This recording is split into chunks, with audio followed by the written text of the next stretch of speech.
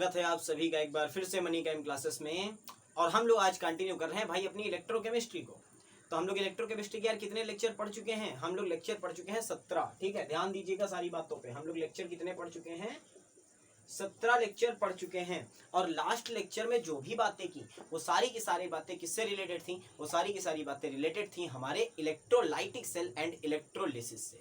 तो हालांकि मैंने पिछले वीडियो में ये कह दिया था कि हम लोग फैराडे के लॉ को पढ़ेंगे आगे, लेकिन उसके पहले जो कुछ बातें, कुछ जरूरी बातें, कुछ इसेंशियल बातें रह गई हैं, आज जरा उन पे ध्यान देते हैं। ठीक है, तो आज का जो टॉपिक है, जो टारगेट है, वो बहुत बड़ा नहीं है।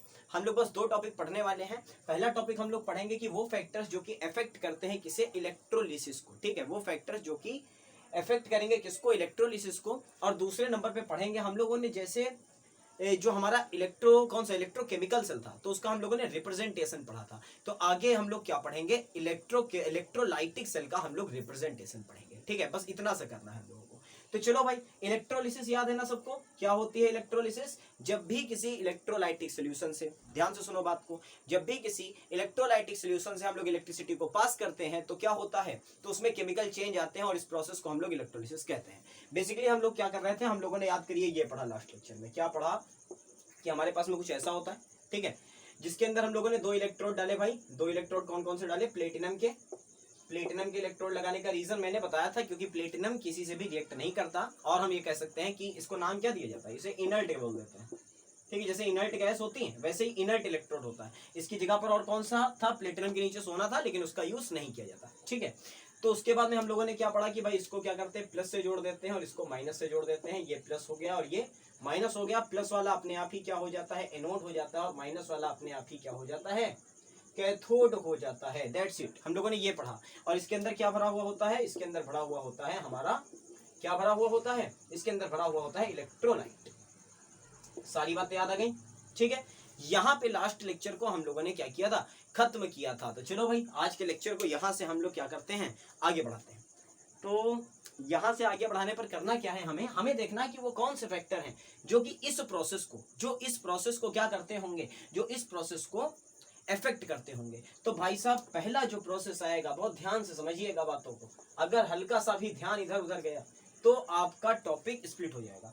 तो जो पहली चीज है ना, तो इलेक्ट्रोलिसिस किसकी की जाती है यार? ये समझो। सबसे पहले किसकी इलेक्ट्रोलिसिस करते हैं? हम लोग इलेक्ट्रोलिसिस करेंगे किसी इलेक्ट्रोलाइट की, जो कि प्लस या माइनस में टूट सकता हो। दैट्स इट, यही तो है कि हम लोग क्या करेंगे? प्लस और माइनस से जो टूटने वाली चीज है, जो कि कोई इलेक्ट्रोलाइट है, हम लोग इलेक्ट्रोलिसिस उसी की करते हैं। तो सबसे पहली बात, जो पहली चीज होगी, वो होगा nature of electrolyte. Nature of electrolyte, कि हमारा जो इलेक्ट्रोलाइट है वो कैसा है, उसका नेचर क्या है। ठीक है, जैसा हमारा इलेक्ट्रोलाइट होगा उसका इफेक्ट हमारी इलेक्ट्रोलिसिस पर और उससे बनने वाले प्रोडक्ट्स पर भी पड़ेगा। ठीक है, समझ रहे हो बात को? तो यार ये बहुत कठिन चीज नहीं है। इलेक्ट्रोलाइट कितनी तरीके के होते हैं भाई? 2 ही तरीके के तो पढ़ाए मैंने इलेक्ट्रोलाइट आपको। पहला इलेक्ट्रोलाइट कौन सा होता है भाई? स्ट्रॉन्ग। और दूसरा कैसा होता है? वीक। ठीक है, तो अगर स्ट्रॉन्ग इलेक्ट्रोलाइट होगा तो आपके दिमाग में तुरंत हिट करना चाहिए कि स्ट्रॉन्ग इलेक्ट्रोलाइट बढ़िया से डिसोसिएट होता है, तुरंत टूटता है। तो अगर स्ट्रॉन्ग इलेक्ट्रोलाइट होगा, जो इसका यील्ड आएगा ना, यील्ड बोलते हैं, यील्ड का मतलब कितना मिला। मान लो सोडियम NaCl डाला हमने, ठीक है, इलेक्ट्रोलाइट के तौर पे हमने NaCl डाला, तो Na+ जो होगा वो जाएगा कैथोड पे, Cl- जाएगा किस पे? एनोड पे। सीधी सी तो बात है। ठीक है, Na+ किस पे जाएगा? Na+ जाएगा हमारा किस पे? कैथोड पे। Cl- जाएगा एनोड पे। तो कितना, आखिर कितना जाएगा? तो यील्ड, अगर स्ट्रॉन्ग इलेक्ट्रोलाइट होगा तो यील्ड हमारा क्या मिलेगा भाई? बढ़ के मिलेगा, इंक्रीज होके मिलेगा। और अगर हमारा वीक है तो जो यील्ड होगा वो हमारा क्या रहेगा? कम रहेगा, डिक्रीज रहेगा। रीजन होता है क्योंकि जो वीक इलेक्ट्रोलाइट भाई होते हैं, मैंने सिखाया है आपको, सारी चीजें सिखाई हैं, सारे लेक्चर देख लो, सब कुछ क्लियर हो जाएगा। मान लो CH3COOH डाला, ठीक है, कह रहे हैं हाइड्रोजन गैस को इवॉल्व कराएंगे हम यहाँ से। तो अगर हम लोग बेसिक ऐसे एग्जांपल के तौर पे समझा रहा हूँ, तो भाई ये क्या होता है? CH3COO- और H+। लेकिन हम लोगों को पता है कि ये कितना टूटता है? बस वही 0.5% के आसपास ये टूटेगा, उसके ऊपर टूटेगा ही नहीं। तो अगर उसके ऊपर टूटेगा नहीं तो हमारा जो यील्ड आएगा, जो हमारा क्या आएगा, जिसको कह सकते हैं प्रोडक्ट आएगा, कह सकते हो एक तरीके से, जो प्रोडक्ट आएगा उसकी जो मात्रा होगी, उसकी जो क्वांटिटी होगी, वो क्या होगी? वो बहुत ज्यादा नहीं होगी, वो कम होगी। तो सबसे पहली चीज आपको क्या समझ में आई कि इलेक्ट्रोलिसिस को नेचर ऑफ इलेक्ट्रोलाइट स्ट्रॉन्ग है या वीक है, ये दोनों ही बातें क्या करती हैं? इफेक्ट करती हैं। क्लियर हो गई बात पूरी तरीके से? चलो भाई इसको नोट कर लो, आगे बढ़ते हैं। तो दूसरी बात क्या है, दूसरा क्या होगा, दूसरा आपका जो आएगा वो आएगा नेचर ऑफ इलेक्ट्रोड।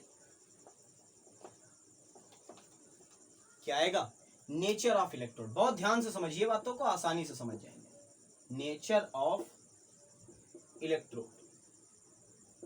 तो नेचर ऑफ इलेक्ट्रोड से मेरा मतलब क्या है कहने का। देखो भाई दो बातें सुनो, पहले हम लोगों ने शुरुआत करी ना इस चैप्टर की, शुरुआत क्या की, जब इससे टॉपिक की शुरुआत की तो हमने क्या सीखा कि हम लोग इलेक्ट्रोड यूज करेंगे प्लेटिनम के। उसका रीजन क्या था, उसका रीजन ये था कि प्लेटिनम के जो इलेक्ट्रोड थे वो इनर्ट थे, वो किसी से रिएक्ट नहीं करते थे। लेकिन ऐसा क्या जरूरी है कि प्लेटिनम ही यूज होगा हर जगह पर, ठीक है, क्या ऐसा जरूरी है प्लेटिनम ही यूज होगा? भाई किसके किसके यूज कर सकते हो, Cu का इलेक्ट्रोड यूज कर सकते हो, कॉपर इलेक्ट्रोड यूज होता है, जिंक का इलेक्ट्रोड यूज होता है, और भी कई सारे इलेक्ट्रोड यूज होते हैं। तो अगर हमारा इलेक्ट्रोड बदला गया, ठीक है, कहने का मतलब है कि अगर क्या हुआ, अगर इलेक्ट्रोड चेंज किया गया, अगर इलेक्ट्रोड चेंज हुआ तो प्रोडक्ट भी क्या होगा, तो प्रोडक्ट चेंज होगा। बस इतनी सी बात समझो, ठीक है।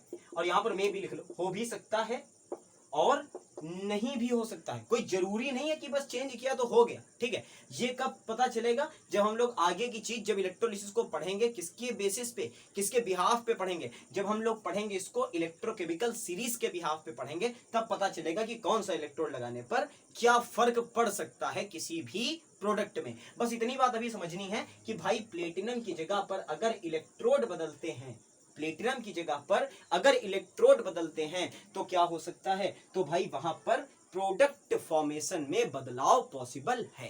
क्लियर हो गई बात पूरी तरीके से। और चलते हैं अब किसकी तरफ, तीसरे पॉइंट की तरफ। और तीसरा पॉइंट तो सबसे ज्यादा आसान है, और वो है भाई आपका मीडियम, ठीक है। वो क्या है आपका मीडियम, कि जो भी हमने चीज ली, तीसरा पॉइंट वो क्या है, मीडियम। तो मीडियम में भाई दो केस बन सकते हैं। पहली बात तो मीडियम पॉसिबल हो, यस हो मीडियम, हमारे पास में मीडियम हो। और दूसरी बात क्या है कि मीडियम ना हो, ठीक है। ध्यान से समझना बात को, बहुत आसान टॉपिक है, ठीक है। पहली बात क्या है कि मीडियम हो, दूसरी बात क्या है कि मीडियम ना हो। और अगर मैंने बोला कि मीडियम नहीं है तो इसका मतलब क्या है कि केवल क्या है, ओनली इलेक्ट्रोलाइट, ओनली क्या है, इलेक्ट्रोलाइट प्रेजेंट है। तो भाई इलेक्ट्रोलिसिस करने के लिए, पिछले लेक्चर को देखो पूरा, आपको याद आ जाएगा। इलेक्ट्रोलिसिस करने के लिए हमें लिक्विड स्टेट चाहिए, और सारे के सारे इलेक्ट्रोलाइट तो लिक्विड है नहीं, तो हम क्या करेंगे, अगर लिक्विड है, ध्यान से सुनो बात को, अगर लिक्विड है तो बहुत अच्छा, कोई प्रॉब्लम नहीं है। अगर इलेक्ट्रोलाइट लिक्विड है, एसिड लाओ, भर दो जाके असल में, और इलेक्ट्रोलिसिस प्रोसीड करा दो। लेकिन अगर वो लिक्विड ना होकर के क्या है भाई, सॉलिड है, तो उसे क्या कर दो, मोल्टेन स्टेट में ले आओ। मोल्टेन स्टेट में लाने का मतलब है कि उसे क्या कर दो भाई, एक तरीके से पिघला दो बस, ठीक है। तो मोल्टेन स्टेट पे लाने का मतलब है, जाहिर सी बात है, हाई टेम्परेचर की जरूरत पड़ेगी, काफी ज्यादा टेम्परेचर हमें लगाना पड़ेगा। और क्या होगी, मोल्टेन स्टेट का मतलब है लिक्विड स्टेट में ही ले आएंगे, बस वो इलेक्ट्रोलाइट प्योर होगा, ठीक है। इतनी सी बात समझनी थी। चलो भाई, अब अगर मीडियम है, यस मीडियम है, तो मीडियम दो तरीके के हो सकते हैं। पहला तो एक्वस, एक्वस का मतलब मीडियम के तौर पे हमने क्या यूज किया, पानी। और दूसरा क्या हो सकता है, ऑर्गेनिक। ऑर्गेनिक का मतलब हमने क्या यूज किया, मान लो डाईइथाइल ईथर यूज किया, डाईइथाइल ईथर को लिख लो ET2O, ET मतलब इथाइल ग्रुप, और O मतलब ऑक्सीजन, तो ये तो होता है भाई C2H5 single bond O single bond C2H5, ये होता है डाईइथाइल ईथर। तो इसको क्या लिख लें, ET2O यूज कर लिया। या फिर कोई और क्या कर सकते हैं, बेंजीन यूज, C6H6 यूज कर लिया, ठीक है, कोई भी ऑर्गेनिक सॉल्वेंट यूज कर लिया, डजंट मैटर। मैं बस ये बताना चाहता हूं कि अगर मीडियम बदला तो इतने केस हो सकते हैं, एक तो पानी का मीडियम बनाया जाए, दूसरा ऑर्गेनिक सॉल्वेंट का मीडियम बनाया जाए, और तीसरा मीडियम हो ही ना, यानी कि मोल्टेन स्टेट में ला करके उसकी इलेक्ट्रोलिसिस कर दी जाए, ठीक है। चलो भाई स्क्रीनशॉट ले लो, बढ़े आगे। अब ये बस तीन ही फैक्टर थे, यही तीन फैक्टर थे जो कि इफेक्ट करते हैं किसको, इलेक्ट्रोलिसिस को।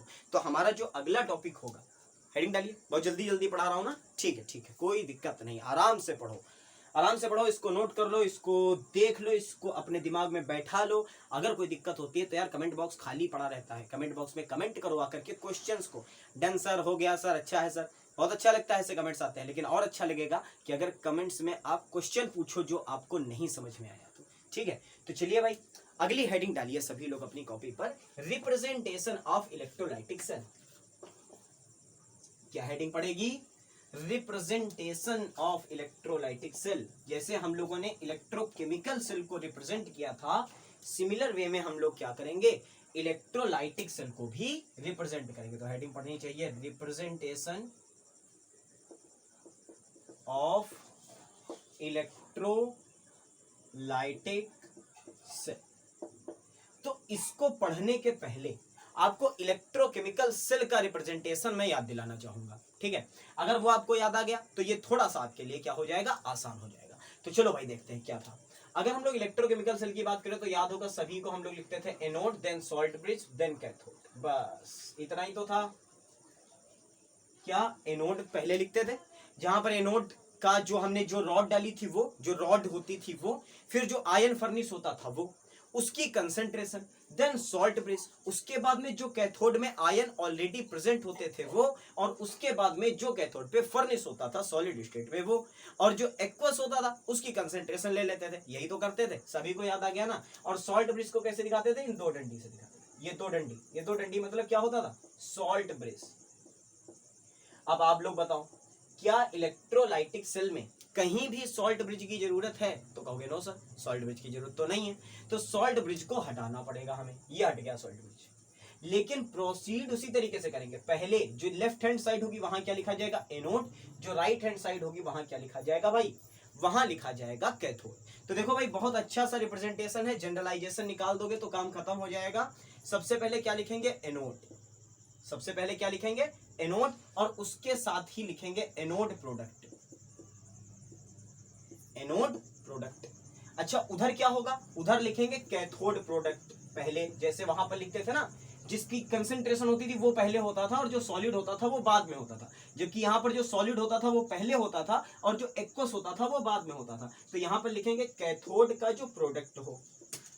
अब यहाँ पर मैं ये दो वर्ड क्यों यूज कर रहा हूं? एनोड प्रोडक्ट और कैथोड प्रोडक्ट क्यों यूज कर रहा हूं? क्योंकि वहां पर एनोड और कैथोड फिक्स थे भाई। रॉड पड़ी थी, जिंक की रॉड, कॉपर की रॉड, जिंक की रॉड और कॉपर की रॉड। तो हमें पता था कि सॉलिड स्टेट में यहाँ पर जिंक होगा और उधर वाले में क्या होगा? कॉपर होगा। ठीक है, इतना तो पता था। यहाँ पे एनोड और कैथोड, जो एनोड और कैथोड लगाएंगे वो तो फिक्स होंगे, बट इलेक्ट्रोलाइट तो बदल बदल के भर सकते हो ना। एक बार में NaCl डाल दिया, अगली बार में HCl डाल दिया, अगली बार में कुछ तीसरा डाल दिया, तो ये तो बदलते जाएंगे। पहली बार एनोड पे अगर NaCl डाला, ठीक है, तो कौन भाग क्या है भाई? ये आया। और अगर हमने क्या डाल दिया, मान लो हमने HBr डाल दिया, तो कौन भाग के आया? Br भाग के आया। तो एनोड प्रोडक्ट क्या होगा? एनोड प्रोडक्ट डिपेंड करेगा इलेक्ट्रोलाइट पे, इसलिए हम लोग क्या वर्ड यूज कर रहे हैं? एनोड प्रोडक्ट वर्ड यूज कर रहे हैं। तो यहाँ क्या लिखेंगे भाई? पहले लिखेंगे कैथोड का प्रोडक्ट, जो कैथोड पे प्रोडक्ट आया, और उसके बाद लिखेंगे क्या? कैथोड। उसके बाद क्या लिखेंगे? कैथोड लिखेंगे। इतनी बात समझ में आई क्या आपको? देखो बिल्कुल उसी के जैसा है ना, जैसा हम लोगों ने पढ़ा था, जैसा हम लोगों ने इलेक्ट्रोकेमिकल पढ़ा था, बिल्कुल सेम है। Anode cathode, anode and cathode. वहां पर आती थी एनोड की कंसंट्रेशन और कैथोड की कंसंट्रेशन, जो भी हमारे एक्वस आयन थे। यहाँ पे बदल गया, हो गया एनोड प्रोडक्ट और कैथोड पर आने वाला प्रोडक्ट। बात खत्म। चलिए शुरू करते हैं। अब बीच में बचा क्या? क्या रह गया? हम लोगों के पास रह गया ये दो लाइन, ठीक है। वहां पे लगता था सॉल्ट ब्रिज। अब उस सॉल्ट ब्रिज को क्या किया है? देखो, सॉल्ट ब्रिज को पकड़ा ऐसे, इस सॉल्ट ब्रिज को ऐसे पकड़ा और दूर दूर करके रख दिया। बस इस तरीके से समझो यार, ये सॉल्ट ब्रिज को पकड़ा और दूर दूर करके रख दिया। क्यों रख दिया? क्योंकि यहाँ पर हमें तीन चीजें मेंशन करनी होती हैं। तीन चीजें मेंशन कौन सी करनी होती हैं भाई? एनोड पता है, कैथोड पता होगा। एनोड प्रोडक्ट और कैथोड प्रोडक्ट मैंने कहा इलेक्ट्रोलाइट पे डिपेंड करेंगे। तो जब ये इलेक्ट्रोलाइट पे डिपेंड करते हैं तो आप लिखोगे ना कि मेरे पास कौन सा इलेक्ट्रोलाइट है, तो पहली बात यहां लिखा जाएगा क्या? इलेक्ट्रोलाइट। और उसके साथ उसकी क्या? कंसंट्रेशन। उसके साथ क्या? उसकी कंसंट्रेशन, कि 1m है या 0.1m है, ये जो भी हमने सॉल्यूशन बनाया है उसमें हमारी इलेक्ट्रोलाइट की कंसंट्रेशन क्या है।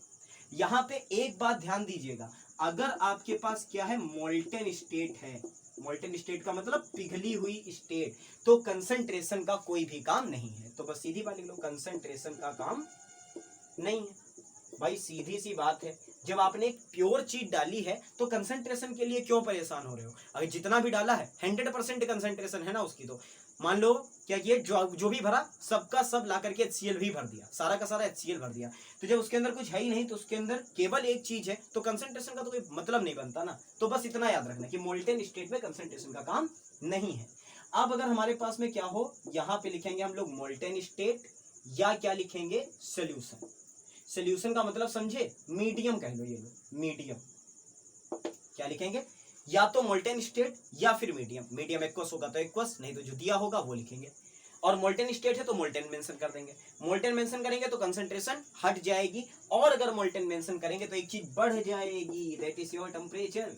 ठीक है, क्या बढ़ जाएगी, टेम्परेचर बढ़ेगा, क्योंकि मोल्टेन स्टेट तो बहुत ज्यादा टेम्परेचर पे होगी ना, पिघलाया है तो टेम्परेचर तो बहुत होगा, तो वो टेम्परेचर यहाँ मेंशन करेंगे। अच्छा, टेम्परेचर तो इसेंशियल मेंशन करेंगे ही करेंगे, मीडियम भी होगा तब भी मेंशन करेंगे। अब क्वेश्चन आता है सर जी ना दिया हो तो, ना दिया हो तो मैंने सिखा रखा है 25 से लेकर 35 तक का रूम टेम्परेचर आप यूज करने के लिए पूरी तरीके से फ्री हो।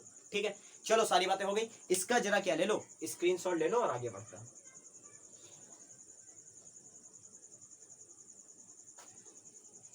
और वैसे मेरी सलाह यही रहेगी, चलो इसको लिखा रहने दो, क्या लिखा था, एनोड। ठीक है, तो एक एग्जांपल करा देता हूं, और उसी के बाद में जब हम लोग क्वेश्चंस करेंगे इसके, तो बहुत सारे एग्जांपल्स करेंगे।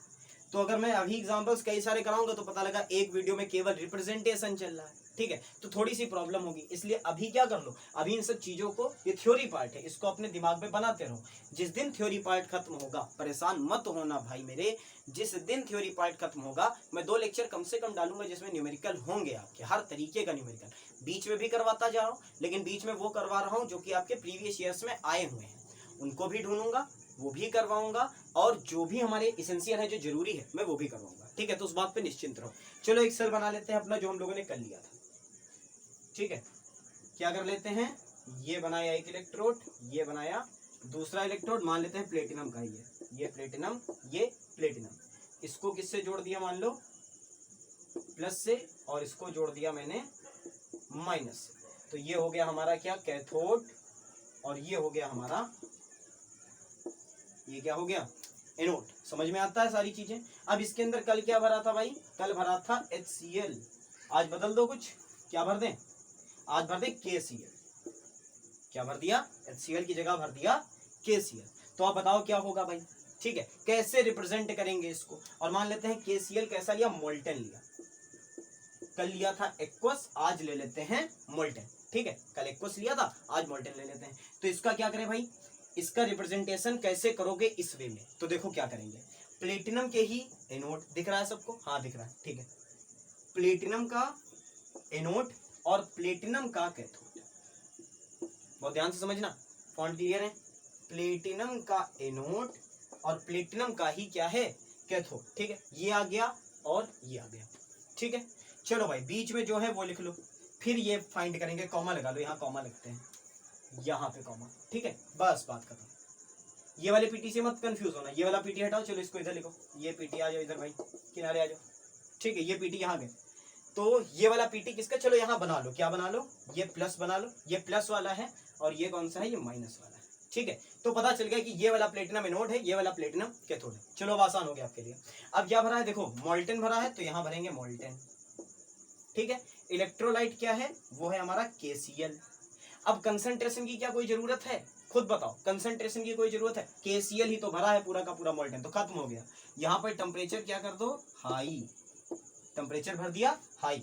अब ये आपको पता करने हैं कि एनोड प्रोडक्ट क्या होगा और कैथोड प्रोडक्ट क्या होगा। ठीक है, ये खुद कर सकते हो, अगर नहीं दिया है तो खुद कर सकते हो। तो कॉमा लगाओ भाई, और यहाँ पर भी कॉमा लगाओ। अब ये एक प्लेस बचा जहां भरना है कैथोड प्रोडक्ट, ये एक प्लेस बचा जहां भरना है एनोड प्रोडक्ट। चलो करो भाई, एनोड पे कौन आएगा, एनोड पे कौन आएगा, तो कहोगे Cl। ठीक है, एनोड पे कौन आएगा, Cl, तो यहाँ पर क्या हो गया, क्लोरीन। और कैथोड पे कौन जाएगा, पोटेशियम, तो यहाँ कौन आ गया भाई, K। क्लियर पूरी बात। ठीक है, हालांकि यहाँ पर Cl2 निकलेगी और वहां पे पोटेशियम निकलेगा, तो Cl2 लिखना चाहो Cl2 लिख लो, शुरुआत कर रहे हो तो Cl लिख लेते, तब भी गलत नहीं होता, लेकिन Cl2 लिखो तो ज्यादा सही है। तो देखो ये जो सामने एक सेल बना हुआ है, उस सेल का रिप्रेजेंटेशन ये आएगा, क्या आएगा भाई, ये आएगा। चलो एक बार साफ करके दिखा देता हूँ, एक बार फिर से बता देता हूँ, और बस काम खत्म। सेल को बना रहने दो, बाकी चीजें हटा दो।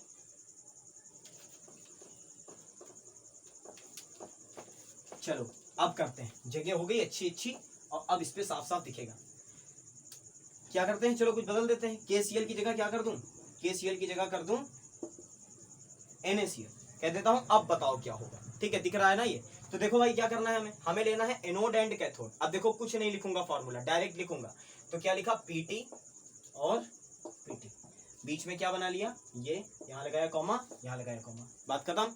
ठीक है, क्लियर होता है। प्लेटिनम कैथोड वाला राइट साइड में है, बस कैथोड वाला है, अंडरस्टूड कर लो, और उधर वाला है तो एनोड वाला है, बात खत्म हो गई। ठीक है, तो चलो भाई, प्लेटिनम कैथोड, प्लेटिनम का एनोड, बीच में क्या है, बीच में है मोल्टेन, और मोल्टेन क्या है, NaCl है, और मोल्टेन NaCl है, तो जाहिर सी बात है कि इसका टेम्परेचर जो होगा वो काफी ज्यादा होगा, हाई टेम्परेचर होगा।